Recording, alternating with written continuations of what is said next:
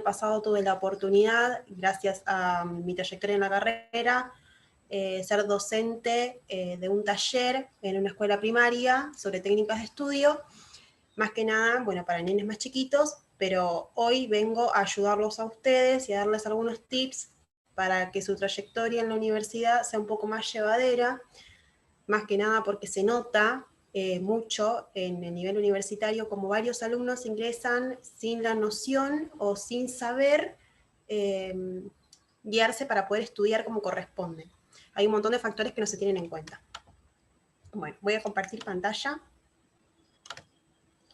A ver. ¿Se ve bien? Se ve perfecto. Genial. Bueno.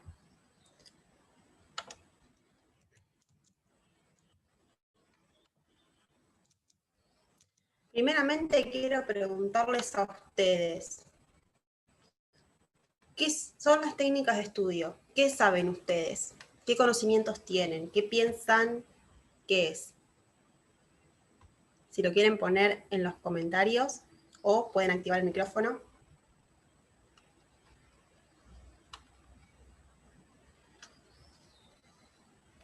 Toby, vos me haces el favor de si ponen algo en los comentarios me lo lees porque al compartir pantalla te hago no puedo. Dale. Sofía Villanga pone, ¿son formas de organizarse a la hora de estudiar? Bien, muy bien. ¿Alguien piensa distinto? Hacer resumen, cuadros conceptuales, etc. Muy bien. Elementos que te ayudan a estudiar mejor, formas o maneras específicas para adquirir el conocimiento que se está estudiando, y eso. Muy bien, bueno. Están acertados, totalmente. Primeramente, las técnicas de estudio son estrategias, son métodos, son procedimientos que se utilizan con el fin de poder consolidar el aprendizaje y nos ayudan en la memorización y el estudio de los contenidos y también mejoran el rendimiento académico. Tenemos que tener en cuenta que hay dos tipos de aprendizaje. Existe el aprendizaje memorístico, que básicamente en este tipo de aprendizaje nosotros introducimos los contenidos a la fuerza y no entendemos los significados y no podemos relacionar la información nueva con los conocimientos previamente adquiridos. ¿Cuáles son las características de este tipo de aprendizaje? Se caracteriza por la repetición constante de los contenidos de manera monótona y continua, lo cual provoca que este contenido no se almacene a largo plazo en la memoria, sino que se almacene en la memoria a corto plazo.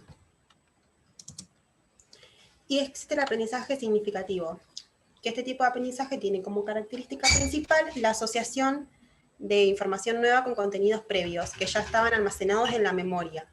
Es decir, que se provoca un reajuste y una reacomodación de los contenidos y se pueden almacenar en la memoria a largo plazo. ¿Alguna duda? Cualquier cosita me cortan y Acá, envíame. Ari, Cristian Sí. Cufaro, que se ve que es una persona más grande, nos pone que para los que hicimos la SECO hace mucho tiempo, no nos enseñaron métodos de estudio, era todo memorizar y nada más. Y después Natalia nos pone que en lo personal, ella solamente en búsqueda Claro, de memoria. exactamente. Bueno, miren, es muy común lo que dijo Cristian al principio, ya que en el pasado se tenía este modelo de aprendizaje muy arraigado, por así decirlo. Se tomaba al alumno como alguien que no sabía nada, como que era un ser totalmente vacío. Y el docente era el que le depositaba los contenidos a la fuerza, porque así se manejaba. Pero obviamente la pedagogía fue evolucionando, gracias a Dios, fue evolucionando y ahora se toma al alumno de un rol activo. Y obviamente que se promueven los aprendizajes significativos. ¿Qué pasa con el aprendizaje memorístico? Ustedes van a estudiar derecho, ¿no? Van a tener que saberse muchas cosas de memoria, pero lo ideal es que el día de mañana ustedes lo puedan recordar por sí solos, ¿sí? Que no estén rindiendo un final y que hayan estudiado todo súper de memoria y le preguntan algo distinto y se lo van a olvidar totalmente. Entonces ustedes tienen que buscar estrategias para poder recordarlo, ¿sí? El aprendizaje memorístico normalmente no funciona. Es como nos ha pasado en la mayoría de la secundaria. La mayoría de los contenidos no los recordamos, justamente porque los estuvimos repitiendo constantemente y eso se almacenó en la memoria a corto plazo, porque tampoco era de nuestro interés. Bien, ahora yo les pregunto, ¿qué tipo de aprendizaje les parece el más adecuado? ¿Y el por qué?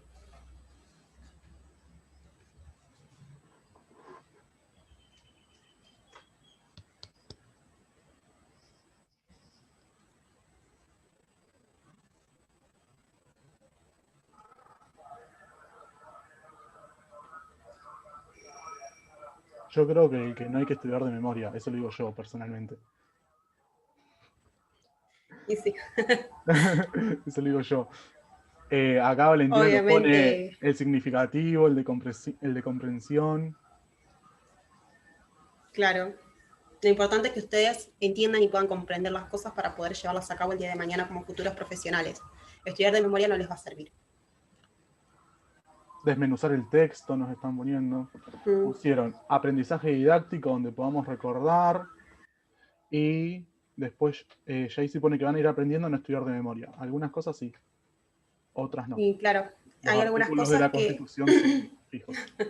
claro, hay algunas cosas que a mí también en mi carrera me ha pasado que me las he tenido que estudiar de memoria, o tenía un profesor específico que era repetirme todas las clases lo mismo y eventualmente vos te terminás acordando.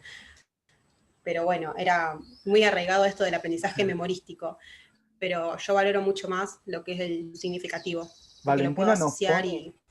que a ella le parece más fácil a la hora de estudiar hacer cuadros con palabras claves. Exacto, eso lo vamos a ver más adelante, muy bien. Bien, y acá, ¿por qué el aprendizaje significativo es más beneficioso que el memorístico? Porque la información se puede retener por mucho más tiempo y la estructura cognitiva, que está integrada por el pensamiento, la atención, la memoria y el razonamiento lógico, es modificada para poder integrar la nueva información. Se facilita la adquisición de nuevos conocimientos relacionados con los ya aprendidos, lo que yo estaba diciendo anteriormente, y la información se deposita en la memoria a largo plazo, es decir, que nosotros la podemos evocar en cualquier momento de nuestra vida. Bien, ¿qué hay que tener en cuenta para poder estudiar? El ambiente, principalmente, es decir, el lugar de estudio, el silencio, la temperatura, la iluminación y el mobiliario. Esto lo voy a explicar mejor más adelante. Los útiles escolares, la postura, los factores internos, que son las emociones y la salud mental. Bien, el ambiente. Tu lugar de estudio tiene que ser fijo, ¿sí? Tiene que contar primeramente con una buena iluminación, tanto natural como artificial. La natural es la luz del sol, la artificial son los foquitos de luz. ¿Qué pasa? Capaz que esto parece una boludez, pero la mayoría no lo tiene presente. Pero en los diestros, la luz, por ejemplo, tiene que entrar por el lado izquierdo, y en los zurdos tiene que entrar por el lado derecho, porque si no nos va a hacer sombra al escribir. Hay mucha gente que esto no le da importancia, entonces siempre está bueno recordarlo. Es fundamental estudiar en completo silencio. Esto no les va a gustar. Tienen que apagar celular, televisor y todo dispositivo que genere sonidos. Y acá viene la gran pregunta que me hicieron todos mis alumnos el año pasado. ¿Y escuchar música? Porque hay un montón de gente que estudia con música y yo me he incluido en ese grupo. ¿Qué pasa? Si hay un estímulo auditivo que vos no podés controlar, ya sea como una conversación familiar o ruidos de autos afuera de tu casa, se recomienda escuchar ruidos ambientales o música clásica. No tiene que tener lírica, tiene que ser sí o sí una base rítmica, porque si no va a desfavorecer nuestra concentración. ¿Sí? Bien. La temperatura del lugar donde te encuentres tiene que ser acorde a tus necesidades. Es decir, vos no podés estar pasando frío ni estar pasando calor, porque esto también te va a dificultar el proceso de aprendizaje. Respecto al mobiliario de la habitación donde te encuentres, se tienen que cumplir determinadas características. ¿Sí? La altura de la mesa, por ejemplo, tiene que estar en relación a la altura de la silla y a tu altura, de manera que tus piernas puedan formar un ángulo de 90 grados y que los pies descansen en el suelo correctamente. La mesa tiene que ser amplia. ¿Para qué? Para que vos puedas poner todos los materiales que vos necesites y no te tengas que andar parando cada rato o tengas que andar buscando en otra habitación. Cerca de la mesa tenés que tener a mano todos los materiales de lectura o los cuadernos o los apuntes que vos vayas a necesitar. Tenés que mantener sí o sí una distancia de 30 centímetros entre los ojos y los libros, ya que esto disminuye la fatiga visual y facilita el mantenimiento de la postura. Los útiles escolares son los básicos, los que nosotros ya sabemos. Lápiz, lapicera, gomas, fibras, resaltadores, sacapuntas, tijeras, microfibras, todo lo que ustedes quieran utilizar. Pero es muy importante usar colores al resumir, ¿sí? ¿Por qué? Esto nos va a facilitar muchísimo la memoria. A mí me enseñaron en el primer año de facultad, un profesor me enseñó el famoso semáforo. El rojo para los conceptos más importantes, el amarillo para los conceptos más o menos importantes, menos generales, y los verdes son los conceptos más básicos, ¿sí? Los menos importantes. Los factores internos. Acá quiero hablar un poquito de las emociones, ya que esto mucho no se le da relevancia en la mayoría de las carreras universitarias. Las emociones desarrollan un papel fundamental al momento de aprender y depende siempre de nuestro estado de ánimo si nosotros vamos a poder o no poder adquirir conocimientos nuevos. Todo lo que nosotros estamos leyendo en el momento de estudiar lo asociamos con la emoción que nosotros estamos sintiendo en ese mismo momento. Las emociones influyen en la atención, en el pensamiento, en la memoria y en el razonamiento lógico, es decir, en toda nuestra estructura cognitiva. Obviamente que nuestras motivaciones y nuestras emociones van a afectar a la forma en la que interpretamos y percibimos la información, ¿sí? Nuestra percepción de las situaciones es muy distinta dependiendo de nuestro estado de ánimo. Y para que se den una idea. Cuando estamos en una habitación oscura y percibimos que la ropa colgada en la silla o en un perchero tiene una figura humana. ¿Por qué percibimos esto? Porque en ese momento nosotros sentimos determinado miedo, como ansiedad, ¿sí? Y eso es lo que nuestra mente hace que nosotros percibamos. Por esto nosotros tenemos que tener mucho cuidado con las emociones negativas, porque absorben toda nuestra atención, alteran nuestra percepción y imposibilitan el proceso de aprendizaje. ¿Qué pasa si nos sentimos enojados, frustrados, tristes? Lo mejor es dejar todo por 1, 2 horas, hasta el tiempo necesario que vos te sientas mejor, ¿sí? Te puedes tomar una siesta, puedes salir a caminar, puedes salir a jugar con tu perro, cualquier cosa que a vos te haga sentir bien, pero tenés que sentirte mejor para poder retomar el estudio. Si no, no vas a conseguir consolidar los aprendizajes. Un punto muy importante que estuvimos hablando, bueno, con Tobías, que estaría bueno hablar, es cómo manejar la frustración, más que nada porque nosotros, siendo a veces estudiantes avanzados, nos frustramos mucho también y, bueno, lo consideramos muy, muy importante. Principalmente tenemos que saber que todos estamos en la misma posición, ya que estemos en primero, segundo, tercero, cuarto, quinto, en el último año de la carrera, todos seguimos aprendiendo, ¿sí? Todos estamos en la misma posición. Y es muy común que surjan estas frustraciones cuando nosotros no entendemos algún material de cátedra o no entendemos algún ejercicio, no entendemos algo para hacer y nos equivocamos. Es muy común que nos frustremos, pero como dije anteriormente, tenemos que tener presente que estamos en pleno proceso de aprendizaje y que equivocarse implica que estamos aprendiendo, ¿sí? No todo nunca va a ser perfecto. Siempre nos vamos a equivocar, capaz que nos saquemos malas notas, pero está bien, ¿sí? Porque es parte de nuestro proceso de aprendizaje. Y nosotros tenemos que saber que si no entendemos determinado tema y por ahí no tenemos tanto apoyo del docente, porque somos muchos en el salón, tenemos un montón de herramientas en Internet para facilitarnos el aprendizaje. El día de hoy hay un montón de estudios de profesionales publicados, un montón de trabajos, un montón de resúmenes, páginas con explicaciones, videos de YouTube. Siempre podemos encontrar la manera, ¿sí?, de encontrarle la vuelta a ese tema. Tips para manejar la frustración. Obviamente, como dije anteriormente, recordarte que estás en pleno proceso de aprendizaje. Tenés que confiar en tu potencial, ¿sí? Más que nada, porque vos elegiste esta carrera porque te gusta, ¿sí? Porque es lo que vos querés ser de grande. Tenés que confiar en tu futuro profesional, digamos, en vos como futuro profesional. Tenés que conocer tus límites también. No tenés por qué anotarte a todas las mesas de golpe para rendir todo de golpe y llenarte de contenidos. ¿Para qué? Para terminar destruido a fin de año, ¿sí? No queremos eso. Una calificación no te define, ¿sí? Por más que influya en el promedio, todo lo que ustedes quieran, pero es mucho más importante saber que vos aprendiste y que sos consciente de eso. Los aprendizajes no te los sacan nadie. Está bien parar, está bien si vos te tomás tu tiempo y llevas la carrera al ritmo que vos quieras, ¿sí? algo que nosotros tenemos muy presente en psicopedagogía es que todas las personas tenemos un ritmo distinto de aprendizaje y que vos no tenés por qué esforzarte porque la otra persona le va mejor que vos o porque la otra persona va más rápido, porque lleva más materias. No, vos sos vos lo llevás al tiempo que vos querés, es tu modalidad de aprendizaje y tenés que saber llevarla, ¿sí? Pasa mucho también, por ejemplo, con la gente adulta que ingresa a la universidad. Normalmente me ha pasado que en mi curso hay mujeres mayores que están estudiando psicopedagogía y yo veo la frustración que ellas sienten al sentir que no pueden estar al nivel de las más jóvenes, por así decirlo. Pero es gente que quizás en la secundaria no tuvieron un montón de cosas que nosotros pudimos tener en la actualidad. Entonces, bueno, siempre tratar de darle también ese apoyo a la persona mayor que está cursando con vos, porque obviamente se le complica un poquito más, pero todos podemos aprender, no hay edad para dejar de aprender.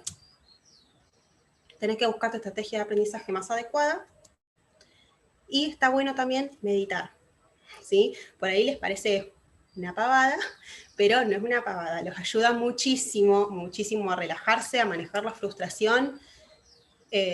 Hay un montón de audios en internet, hay un montón de estrategias, eso ustedes los pueden buscar tranquilamente y se despreocupan. Me saltó como una notificación, Toby, fíjate si mandaron un mensajito antes de seguir, ¿no? No, no hay mensaje, pero ya que corté, aclaro 2 minutitos. La facultad tiene un taller pedagógico con profesionales. Si necesitan acceder, nos mandan un mensaje y accedemos. Nosotros cuando le hicimos presencial el ingreso, las chicas del gabinete pedagógico se acercaron a cada aula si las conocíamos, pero bueno, cualquier cosa ya saben que nos escriben, nos hablan y nos acercamos virtualmente. Genial, Toby. Bueno, hay 3 tipos de aprendizaje que se pueden utilizar como estrategias pedagógicas, ¿sí? Es decir, existe el aprendizaje visual, por ejemplo, que se adquiere con la utilización de recursos gráficos o visuales para consolidar la información. ¿Qué quiere decir? Capaz a algunos de ustedes se les hace mucho más fácil estudiar mediante la realización de mapas conceptuales o de ver gráficos o mirar videos, capaz por presentaciones de PowerPoint que pasa el profesor, por ejemplo. Eso quiere decir que su aprendizaje es de tipo visual, ¿sí? A ustedes les va a quedar muchísimo más lo que son los gráficos. Está perfecto. El aprendizaje kinestésico se obtiene gracias al movimiento del cuerpo. No sé si alguna vez le habrá pasado de ir con los apuntes leyendo mientras va caminando por la casa. Eso es aprendizaje kinestésico, ¿sí? Tiene un nombre. Es decir, la persona aprende mediante el movimiento. Y el aprendizaje auditivo que se adquiere utilizando la audición como una estrategia para consolidar los conocimientos. Por ejemplo, yo tenía un compañero en la secundaria que solamente tenía que escuchar a la profesora hablar de un tema. Lo escuchaba y después iba hacia la prueba y no repasaba nada en la casa. Solamente con escuchar ella podía consolidar todos los aprendizajes porque prestaba atención, iba y hacía las cosas en la prueba de manera perfecta. ¿Sí? Esa es otra estrategia. Ustedes tienen que buscar cuál de estas 3 va mejor con ustedes para poder ayudarlos a lo largo de la carrera. Bien, ahora voy a hablar un poquito bien específico de las técnicas de estudio en el nivel universitario, ¿sí? Principalmente, ¿por qué tenemos que trabajar la comprensión lectora en el ámbito universitario? Porque la alfabetización académica no es una habilidad que esté adquirida y que sea algo básico, ¿sí? Ustedes lo van a ir desarrollando a lo largo de los años, más que nada porque en esta etapa se les va a exigir muchísimo más que se les ha exigido en la secundaria y en la privada y en la primaria, ¿sí? Principalmente porque ustedes están desarrollando para ser futuros profesionales y obviamente este nivel los retan a seguir aprendiendo a leer y escribir, ¿sí? Bien, lo primero que tenemos que tener en cuenta es la lectura. La lectura está compuesta por 3 fases. Yo sé que estas 3 fases, la mayoría o la gran parte de las personas las pasa por alto. Entonces es muy bueno recordarlo. La prelectura es cuando se lee superficialmente el texto, ¿sí? Cuando nosotros estamos hojeando un texto y vamos pasando las hojas y vamos viendo más o menos de qué se trata, sin leerlo a profundidad. La lectura crítica es cuando se realiza una lectura analítica, ¿sí? Se distinguen los hechos de las opiniones, se concretan los objetivos en el fragmento que se lee, se determina qué información es de mayor importancia. Esta etapa va acompañada del subrayado de texto y de las notas marginales o la toma de apuntes. Esto es muy importante. Cuando ustedes van a subrayar, tienen que saber distinguir entre 3 tipos de ideas. En las ideas principales, las secundarias y las terciarias, ¿sí? Obviamente van desde un mayor grado de importancia a un menor grado de importancia. Y la toma de nota tiene que ser acorde a lo que estamos leyendo, ¿sí? Tiene que resaltar aspectos fundamentales, lo que a ustedes les llamen más la atención, lo que piensan que es más importante. Y también se utiliza para anotar cosas que no entendemos del texto, para poder planteárselo luego al profesor o para poder buscarlo mediante otra fuente de información. La postlectura, obviamente para completar el aprendizaje, se tienen que llevar a cabo lo que es la reorganización de los apuntes. Y acá es cuando se pueden elaborar los diagramas, los esquemas, las representaciones gráficas que nos ayudan a memorizar, ¿sí? Acordarnos de la información. Bien, el resumen consiste en condensar un texto, es decir, achicar un texto de manera tal que en este estén presentes las ideas más importantes. Es objetivo, es decir, que no incluye valoraciones personales, ¿sí? Nosotros no podemos poner producciones propias en un resumen. Requiere integrar las bases del texto, los datos del texto de manera coherente y cohesiva. Se tiene que producir un nuevo texto mediante el reajunte de las nuevas ideas principales que nosotros podemos sacar del texto original, ¿sí? La síntesis tiene las mismas características que el resumen, pero lo que tiene de distinto es que la síntesis te requiere utilizar tus palabras, ¿sí? Volver a armar el texto, pero desde tu punto de vista, ahora sí, con tus palabras, cambiando las palabras del texto original. Esto es lo que constituye un real aprendizaje significativo, porque la reestructuración del texto involucra nuestra estructura cognitiva. La elaboración de una síntesis te va a ayudar a obtener una lectura activa, aumentar el nivel de concentración, desarrollar la capacidad de captar lo esencial de un texto, mejorar el estilo de redacción. Bien, un cuadro sináptico. El cuadro sináptico busca representar gráficamente la relación entre los contenidos, ¿sí? Su objetivo es brindar una visión global de un determinado tema. Para realizarlo tenemos que respetar siempre una determinada distribución lógica y una jerarquía. No puede obtener grandes explicaciones y las relaciones graficadas tienen que ir de mayor grado de generalidad hasta la especificidad. Hay distintas maneras de confeccionar un cuadro sináptico. Una de las formas más comunes, que por ejemplo es la que yo más utilizo, es mediante la utilización de llaves. Acá les puse una fotito como ejemplo, ¿sí? Con las ideas generales, principales y complementarias, para que sepan ustedes cómo se distribuyen. Bien, para elaborar un cuadro sinóptico conviene seguir los siguientes pasos. Una lectura veloz, un análisis de los diferentes aspectos desarrollados, una confección de un cuadro provisional, un estudio a fondo y repaso general del tema, una elaboración final del cuadro sinóptico, ¿sí? No se preocupen por si alguno está anotando o algo apurado, no se preocupen por eso que Tobías después les manda el power, ¿saben? Por las dudas. Bien, el cuadro comparativo. En el cuadro comparativo se fija la atención en uno o más objetos, en dos o más objetos para describir las relaciones o las semejanzas que existen entre ellos. Consta de tantas columnas como de tantos elementos se quieran comparar. El cuadro comparativo lleva un título y cada columna lleva un subtítulo correspondiente. Les dejo un ejemplo, ¿sí? Tomé un ejemplo muy básico, digamos, para que ustedes lo puedan entender muy bien, que es, por ejemplo, la diferencia entre célula animal y célula vegetal, ¿sí? Y está el cuadro comparativo, de un lado tenemos la célula animal y otra célula vegetal, y abajo desarrolladas las distintas características que se comparan, ¿sí? Un cuadro de doble entrada es muy parecido al cuadro que vimos anteriormente, te ofrece la posibilidad de ordenar y organizar las ideas, ¿sí? Es muy similar, como dije anteriormente, pero lo que tiene de distinto es que tiene una columna aparte del lado izquierdo, ¿sí? Que ahí normalmente se ponen como unos subtítulos correspondientes que nosotros queremos analizar o destacar de lo que estamos desarrollando.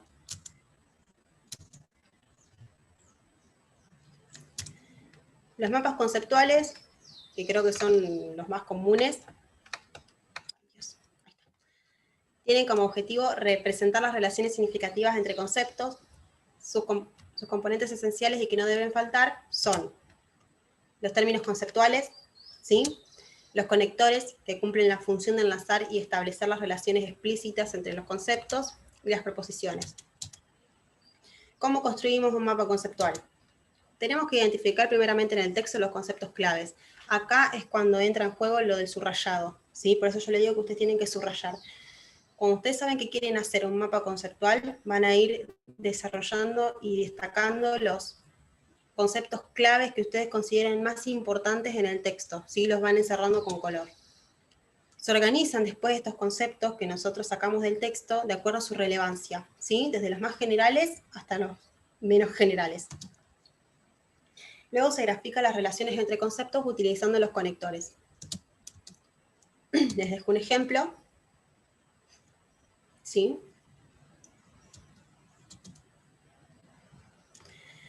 Algo que a mí me pareció muy importante destacar para finalizar este Power es la argumentación. Bueno, principalmente porque ustedes están por estudiar Derecho, van a tener que argumentar a lo largo de su carrera. Bueno, la argumentación es exponer tu punto de vista para hacer que otro lo comparta. Está presente en situaciones de comunicación en las que alguien intenta justificar algo o intenta influir sobre determinado comportamiento de otra persona, ¿sí? Tiene un carácter dialógico y un carácter lógico. ¿Qué quiere decir esto? Dialógico quiere decir que el emisor tiene que tener en cuenta al destinatario de la misma. Y el destinatario puede ser individual o colectivo, concreto o genérico, ¿sí? Y lógico quiere decir que la argumentación tiene que seguir una estructura lógica, ¿sí? En la que se confrontan elementos racionales para llegar a una conclusión y se distingue el objeto, la tesis y los argumentos. Yo esto lo doy muy por arriba porque creo que después el compañero que finaliza lo va a ampliar un poquito más o ustedes lo van a seguir viendo a lo largo de su carrera, así que bueno, yo les doy como un pantallazo muy general. La organización de la argumentación. Primeramente comienza por una introducción, luego la exposición de los hechos, la argumentación y la conclusión. Y a continuación me gustaría dejar una lista de organizadores a considerar al momento de comenzar con la estructura de la tarea argumentativa, ¿sí? Por ejemplo, para empezar una argumentación podemos decir en principio, ¿sí? Como todos esos que están ahí en pantalla. Para insistir podemos decir no olvidemos que, además. Para anunciar una nueva etapa o incluir otro tipo de dato, consideremos ahora, en cuanto a. Para asegurar lo que se afirma, nadie pondría en duda que las últimas investigaciones sobre el problema confirman nuestras afirmaciones al probar que. Para protegernos de posibles objeciones, por anticipado, tal vez, quizá, en muchos casos advertimos que, probablemente. Y para concluir, en conclusión, en definitiva y finalmente. Sí, estos son algunos de los que se pueden utilizar. Obviamente hay muchísimo más, pero yo se los puse bastante concreto. Bueno, acá cierro yo. Si alguien tiene alguna duda, por favor me pone en los comentarios, yo voy a estar contestando. Gracias, Ari, por todo. La verdad que más que claro hay cosas que yo tampoco conocía. Pero van a ver a lo largo de la carrera que todo esto sirve un montón, tanto para que terminen el secundario bien y para que comiencen la universidad con todo. A mí me mandaron un mensajito, perdón, un mensajito directo en qué facultad estudio psicopedagogía. Estudio en la UAI, es una universidad privada, pero está en la universidad pública, está en el colegio normal. Dan, ¿cómo se dice? La tecnicatura. Está. Después, obviamente, tenés que terminar de hacer sí o sí la licenciatura, las materias que te faltan, porque, bueno, la mayoría de los trabajos te requieren una licenciatura el día de mañana. Gracias, Ari. Ahí después hablamos con María Emilia por privado. Nahue. Bueno, la verdad que re interesante. Lo de Ariana, yo también aprendí algunas cositas. No creo que a esta altura me las ponga a hacer porque, bueno, pero me hubiesen ayudado si lo hubiese aprendido a su momento.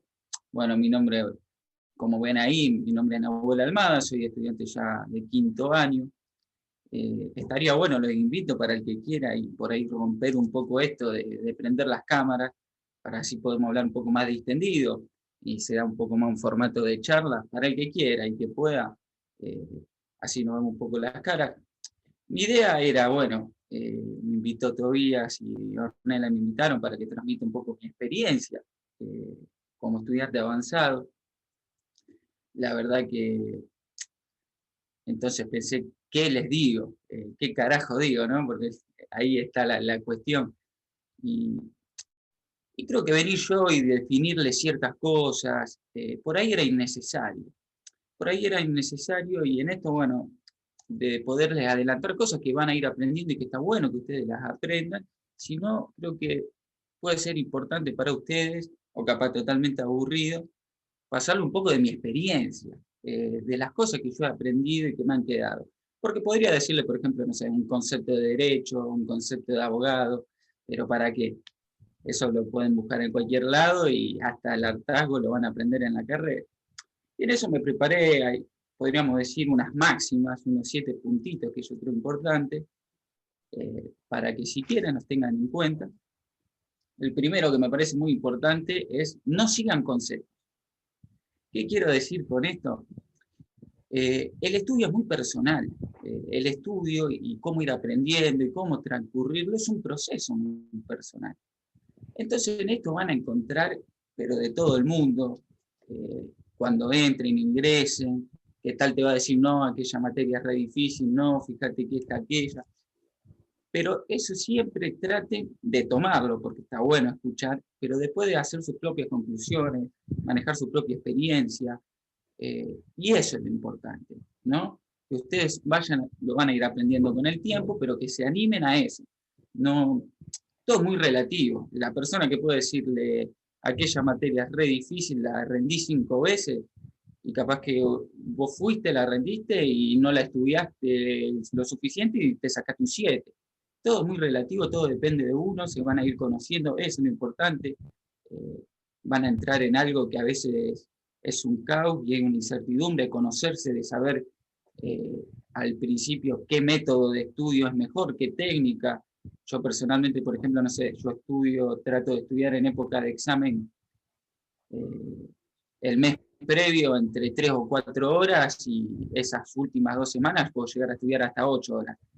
Pero tratar de meter, no sé, eh, yo estudio, por ejemplo, 45 minutos, 15 descansos. 45 minutos, 15 descansos.